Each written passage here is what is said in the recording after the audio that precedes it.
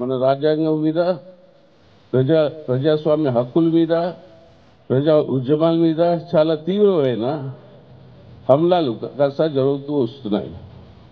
మోదీ గారి ఆధ్వర్యంలో మతోన్మాద రాజకీయాలు, కార్పొరేట్ దోపిడీ వీళ్ళిద్దరూ కవల పిల్లల కింద ఇవాళ పనిచేయడం అవసరించారు. దానివల్ల దౌర్జన్యం చాలా పెద్ద ఎత్తున పెరుగుతోంది. మూలమైన స్తంభాలు మన రాజ్యాంగానికి 4 ముఖ్యమైన స్తంభాలు. ఆ 4 ముఖ్యమైన స్తంభాలు మన ఆర్థిక సంప్రభుత, లౌకికవాద ప్రజాస్వామ్యం, సామాజిక న్యాయం, ఫెడరలిజం అంటే కేంద్రానికి రాష్ట్రానికి మధ్యలో ఉన్న సంబంధాలు.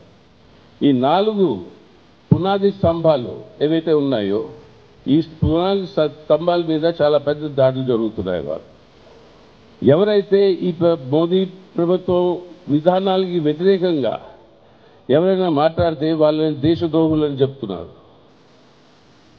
ప్రత్యామ్నాయ ప్రభుత్వాలు ఉన్న రాష్ట్రాల్లో గవర్నర్ని దురుపయోగించుకుంటూ అక్కడ అస్థిరతని తీసుకురావడం జరుగుతోంది.